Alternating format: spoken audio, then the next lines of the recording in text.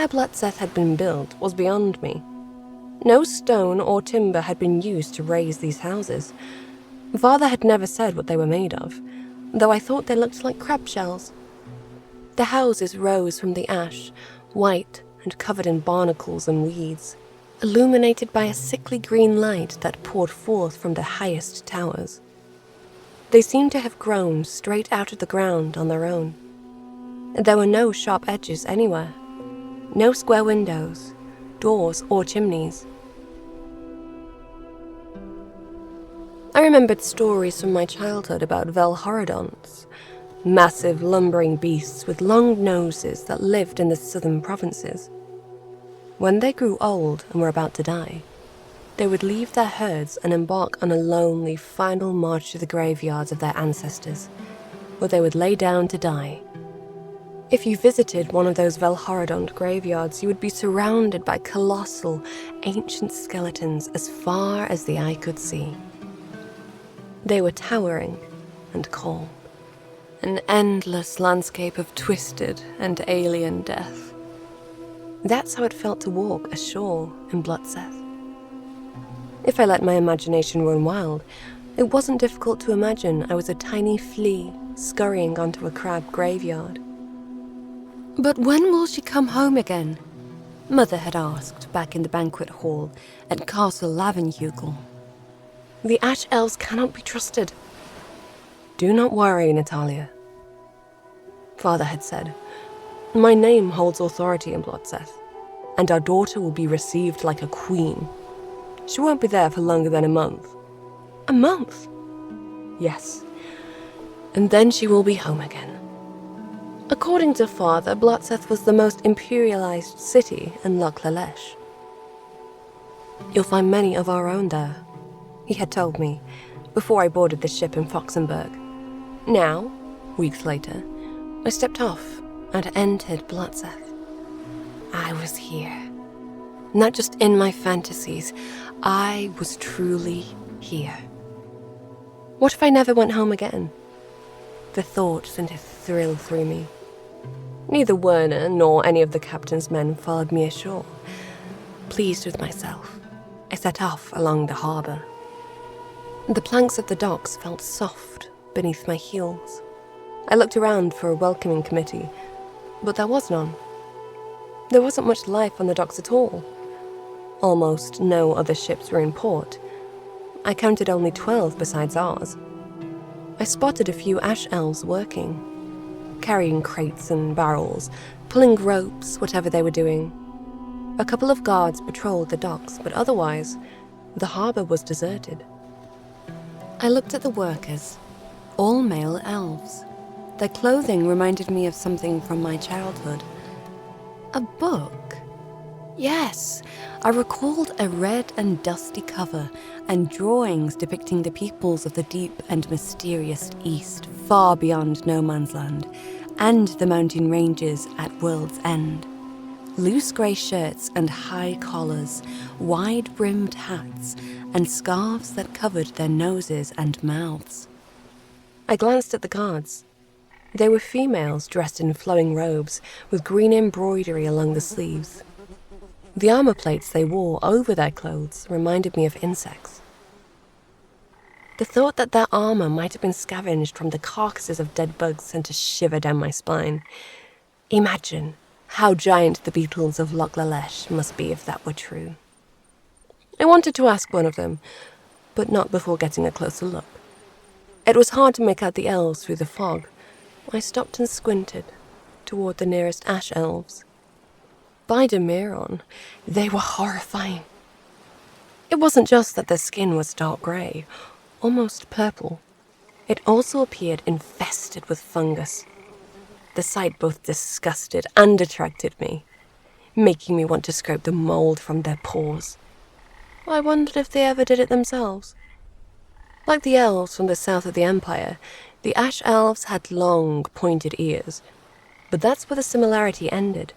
While the summer elves of Vorotria were tall and fair, with silver hair and cat-like eyes, the ash elves of Loch Lalesh were relatively short, with black or sea-green hair braided into thick locks, tied off with what looked like seaweed or roots, but the wildest of all were their eyes. By the gods, how I shivered looking at them. Big and dark, almost beetle-like, I thought. 2 giant black pearls beneath heavy grey eyelids. Luckily, the females I saw had painted their lids in bright colours that made their complexions less sickly than that of the males. Ah, how exhilarating. I skipped further, moving away from the docks. Rounding a corner, I almost collided with an elf coming from the other direction. "Watch where you're going," I said. Had he been a servant back at Castle Lavenhugel, I would have had Werner slap him. But here, it wasn't necessary, it turned out. The elf sank to his knees. This surprised me. Back home, not even the knights were this respectful. "Forgive me, Messiah," he rasped, his voice thick with ash. His eyes made me think of plums, round and juicy. I almost wanted to pluck them out. Before I could respond, he pulled out a knife and sliced his palm open, blood trickling down his wrist, dark crimson, almost black. "It's fine. Just be more careful next time." "Thank you, Messiah," the elf said, struggling to his feet. He carried a giant sack with a rod sticking out over his head, bent forward like a fishing pole. From the end of it hung a glowing glass orb. When I looked closer, I saw the light came from glowing larvae writhing inside the glass. Gods, everything here was so strange. Before he left, the elf bowed deeply. Only then did I remember what Father had said. It was the females who ruled in Loch Lillesh, while the males served as their subordinates. That explained the deference, I thought, watching as the hunched elf struggled away with the massive sack looming over his back. My steps were light as I made my way through the darkling streets of Blotzeth. Paper lanterns hung above, glowing like eyes in the dark, while water splashed in the gutters beneath my heels, the sound mingling with the tinkling of wooden wind chimes swaying on strings above. The elves I saw on the streets were primarily males. They looked utterly tarnished, though in a much more exotic way than the commoners I was used to seeing during my outings in Foxenberg. The females in Blotzeth were dressed far more elegantly than the males, often accompanied by hunched-over males who presumably served as their lackeys. At a fish market, a creature was tethered to a post. Its 6 legs bent sharply, and large oval eyes glinted in the dim lantern light. Its jaws were massive, and even from a distance, I could make out its jagged teeth. Its back was covered in a hard shell, and a low, menacing rumble came from within each time it moved. What in Garavin's pits was this monstrosity? I stood, transfixed, staring at it. The only thing stranger than the creature itself was how the ash elves acted around it. It was as if they didn't realize how insane it was. Rather than gawk in astonishment, they were loading goods into sacks fastened to the beast's back, as if this was completely normal. A long, mournful sound echoed from above. I looked up and saw a swarm of creatures I had never seen before, gliding between the rooftops. They weren't as large as the beast tethered at the fish market, but just as bizarre. Long, dangling tendrils hung from their bell-shaped bodies. They glowed in the dark, slowly changing color from red to violet, yellow to pink, blue to green, and so on. They made me think of the stars, in their multitude of colors, and the pagan myths Father warned me about when I was little. According to those stories, the stars were not the lights of the gods, but the bodies of ancient horrors that had devoured the stars and taken their place in the heavens. Back home, in the civilized parts of the Empire, you'd be tried and judged, maybe even executed, for preaching such nonsense. In Loch Lalesh, however, the Ash Elves let creatures that looked like monsters from beyond the Vale roam free in their cities. Insects with wild, bulging eyes crawled between the barrels at the market. Leeches with pulsing blood vessels under their slimy skin swam in the gutters. Featherless birds with sunken eyes and leathery wings perched on the lampposts, glaring at passers-by. Spellbound by all the revolting sights, I walked deeper into Blotzeth. I didn't know where I was going, but I planned to turn back soon. The sky was darkening, and all my things were still aboard the ship. Since none of the Ash Elves had offered to help, I would have to get some of the captain's men to carry them for me. Father had said his name carried authority in Blotzeth, and that I would be received like a queen. So far, it didn't seem that way. Not that it bothered me. On the contrary, I was rather excited about being just another traveller, albeit better dressed than the common rabble. Occasionally I saw humans in the streets. It disappointed me. If I had wanted to mingle with ordinary folk, I could have stayed home. Most of them were nobles or wealthy merchants, I assumed. At least they were carried in litters atop elven shoulders through the streets. Banners from civilized provinces like Gratzreich, Nervedeg, and Orotria hung from some buildings. Here and there, Imperials had built forts and mansions, their stark stone and timber construction much like what I was used to back home. The contrast between them and the bone-white crab-shell dwellings that comprised the rest of Blotzeth was striking. Thankfully, these sights were the only thing that reminded me of Gratzreich. If not for them, nothing about this ash-ridden place would suggest it was part of the Empire of the Morning Star. By the heavens, I thought, the Ash Elves must be so grateful. If the Empire hadn't saved them from themselves, they'd still be living like heathens. Evil and bloodthirsty, constantly at each other's throats over old and dishonest customs. That's what Father had taught me. If the Empire hadn't come to Loch Lalesh's rescue during the 4th expansion of the Second Age, the Ash Elves' godlessness would have been their doom. In a side street, I spotted a particularly ashy elf sitting in the mud. Our eyes met, and he said something to me in his hopelessly exotic language.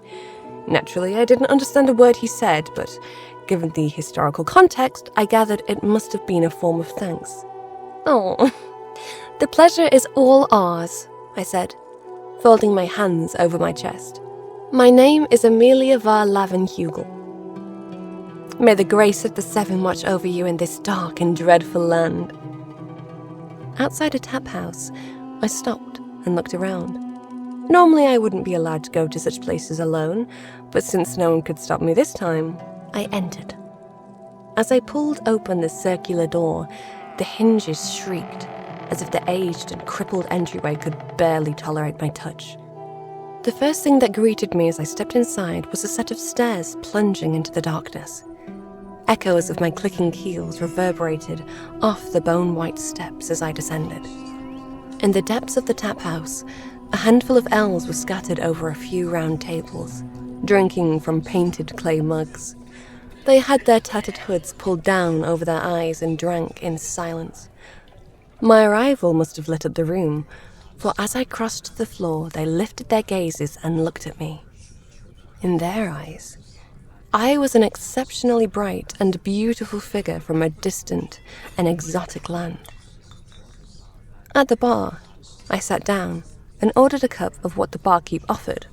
It was a dark sea-green brew with frothy foam, served in a bluish mug decorated with black insects. "Oh, I'm sorry," I said after he poured the drink. "I forgot that I don't have any money with me. I've just arrived, you see, and my purse is with the rest of my things on board my ship." "Where are you from, Videshi?" asked the barkeep. His voice choked and rusty, and leaned forward with his palms pressed against the bar. "I'm Emilia var Lavenhugel. I grew up at Castle Lavenhugel in Foxenberg," I said, doing my utmost to appear charming. Not that it was difficult. I was always incredibly charming. It's a port city in Gratzreich, in case you didn't know. Have you been there? The barkeep shook his head. Only Blotzeth. His accent made it painfully clear that the common tongue of the Empire was unfamiliar to him. I had to concentrate so as to not burst into laughter. Where's the money, Videshi? He said, rapping his knuckles on the mug he had poured for me. I told you. It's in my purse on board my ship. Not paying. Said the barkeep, narrowing his eyes. Like I said, I snarled, I am Emilia var Lavenhugel. If there was one thing I could not stand, it was repeating myself. Do you understand what that means, elf? Growing up at Lavenhugel means I am one of the wealthiest girls in all Gratzreich. Got it? I can return tomorrow and pay you 10 times over for this brew. I almost said, damned brew. Do you understand? But the barkeep only scowled. I sighed. Quite frankly, I struggled to imagine this guy capable of understanding anything at all. So I swallowed my anger, flashed him a smile, and fluttered my lashes. Beauty usually did the trick when logic failed, but not this time. Let me pay for her, Came a voice behind me. So sudden that I jumped in my seat and barely caught a glimpse of the stranger before he slipped a coin onto the bar. Regaining my composure, I turned to look at him more closely. And by the gods, what a hideous sight. The stranger was clad in tattered garments, a wide-brimmed hat, and a mask covering the upper half of his face. The exposed skin, unlike the dark grey of the other elves in Blotzeth, was a sickly pale, almost translucent hue. It reminded me of running water. Through cracks and gashes in his lips, I could see his small, sharp teeth, and if I wasn't mistaken, there were several rows of them. Thank you, I muttered, recoiling slightly as he shuffled closer, the smell of alcohol rolling off him in waves. His steps were heavy, uneven, like his boots couldn't decide where to land. It is my honor, Messiah, He said, his voice dragging over the words, stretching them too long. Why do you look so dreadfully hideous? I nearly asked. But honestly, I wish not to start a conversation with this abomination. Not even the creatures I'd seen up at the fish market looked this catastrophically ghastly. The stranger wavered on his feet, but didn't move away. He only stood there next to me, swaying slightly, his breath a pungent fog of stale spirits. Through the eye holes in his mask, I glimpsed his eyes, bleary and unfocused, like a thick mist had crept behind them. The barkeep took his coin and disappeared into the back room. I was left alone with the abomination, his gaze utterly devoid of reserve. After a long and painful silence, I glanced at him, realizing I had to say something. So, what is your name? Arasith. What? Dren Arasith. Well, I am. Emilia var Lavenhugel, I know. He leaned in too close, nearly bumping my shoulder with his unsteady sway. His breath hit me like a slap, reeking of rot and cheap spirits. Your name is known in these parts of the Ashland. Because of my father, I assume? I picked up my mug and took a cautious sip. The taste was brackish, not as revolting as the stench of the alcohol emanating from the stranger, but still unpleasant. I had to struggle to keep from making a face. Your father is an evil man, Said the stranger. I nearly choked on the briny brew. What did you say? I said that Reuben var Lavenhugel is an evil man. He stared at me, without a trace of shyness. How dared he? Father was one of the most powerful men in the Empire. I started to question the sanity of this elf. If I were you, Messiah, I would be careful about invoking his name in Loch Lalesh. By the gods, was he completely mad? I turned away, crossing my arms and legs, my body language screaming for him to leave. He didn't take the hint. Instead, he grabbed a chair and sat next to me. I kept my gaze fixed ahead, remaining still as I felt his eyes burning into my side. But you are beautiful. If one has beauty, one needs no name. Thank you for paying for me. Come now, give us a kiss. What the hell did you just say? Oh, what a venomous tongue. Stay away from me. One with beauty needs neither name nor money, but nothing in this world is free, Messiah. I stood up, pushed my chair away, and left the mug behind before crossing the floor and starting up the stairs. Whether the pounding in my chest was due to fear or rage, I did not know. All I knew was that I wanted out. Now. Fine, run. But this ain't the last time you'll see me, Messiah. His voice echoed from below as I finally reached the door on top. What was his name again? Dren Arasith. I opened the door and resolved that before this visit was over, I would have Dren Arasith executed.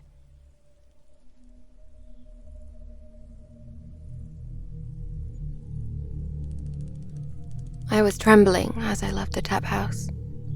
Sweat clung to my skin and glued the fabric of my dress to my body. I was so shaken by the encounter that all the adventurous spirit I had felt was now torn from me. All I wanted to do was cry. How dared he? Outside, the streets were empty, and the evening gloom that had hung threateningly in the air earlier had now settled in earnest. Not even the stars shone over Blotzeth. Only the smouldering paper lanterns hanging on strings across the streets allowed me to see anything. A tickle in my throat forced me to cough. I looked up at the fog creeping between the bone-white houses. Maybe the captain had been right after all. Perhaps it was truly ash, not mist, that enveloped Loch Lalesh. I turned around and made sure the abomination from the tap house wasn't following me before heading back to the harbor. By the gods, how dared he? I would have him executed, that repulsive freak. My heels clicked beneath me. Otherwise, everything was silent. The night was settling in, and with it came the cold, freezing the sweat in my dress and biting into my skin. From afar, a long, mournful howl rose from the darkness. The sorrowful tone in the echo made the hairs on my neck stand up. Even though there wasn't a soul in the streets now, I felt watched. I quickened my pace. Why had I ventured here alone? I shivered. Oh, how wonderful it would be to find my bed and lie down, safe and warm under the covers. I thought of the captain, the pathetic coward. Why hadn't he insisted on disembarking with me? Real men don't do as women say, but as women want. Had he any insight and courage, he would have insisted on escorting beautiful little me and keeping me safe in this vile, worm-infested slum of a town. By the time I could hear the hum of the sea, the cold had gnawed its way to my bones. Only the swamp-green flame in a lighthouse at the end of the uttermost pier cast light over the harbor. The darkness was so dense I couldn't see my ship until I was near it. Gods, how I shivered. The thought of wrapping myself in blankets and warming up aboard the ship made me tingle with anticipation. But just as I was about to call the crew to lower the gangway, I realized I had come to the wrong vessel. I turned and looked around. Was I at the wrong dock? The sea lay black under the starless night. I pressed my arms tighter around me and began to walk down the quay. Every time I came to a pier with a ship moored, I went out and checked. But I had no luck. None of the ships I checked were mine. Among some barrels, 2 vagrants sat under a blanket, sharing a bottle. It stank of filth and urine. "Damn pigs," I said, spitting at them. Whether it angered or saddened them, I didn't care. It was impossible to discern what these ash elves felt in their larval eyes anyway. I continued, checking ship after ship. Gods, how I shook. The cold had clawed itself right into my marrow. I hunched my shoulders and let a shiver run through my body. I looked up. Where had the captain moored that damned ship? For a moment, the mist lifted as a gust from the Sea of Cries blew over the harbour. Before me, the last moored ship in Blotzeth was revealed. I took it in. Masts and sails. The name painted on the hull. It was indeed an imperial ship, perhaps even from Gratzreich, but it was also long abandoned. Covered in barnacles and algae, it swayed in the waves, with huge rips in the sails and no flags raised on the mast. Something twisted in my stomach. I turned and looked back at the docks, counting the ships in the harbour. 12 ships. I had checked them all. If I remembered correctly, we had been the 13th ship when we docked. The significance of this didn't hit me immediately. It didn't come crashing down on me, didn't dawn on me like light, or become instantly apparent. No, it wormed its way into me, nauseating and slow, like an unwelcome hand on my skin. I have forgotten how long I stood alone in the darkness, staring at the 12 deserted ships. All I remember is how small I felt, suddenly nothing more than a helpless child. Mother, I whispered as the tears came. Please. Mother. But she couldn't help me now. Around me, the shadows of Blotzeth rose monstrously in the night. The waves lapped against the docks, curling and creeping up the ashen strand. There, trapped on the edge between the Sea of Cries and Loch Lelesh, I stood stranded and alone. For while I had been on my adventure in the city, the captain had taken the ship and left me alone in the Ashland.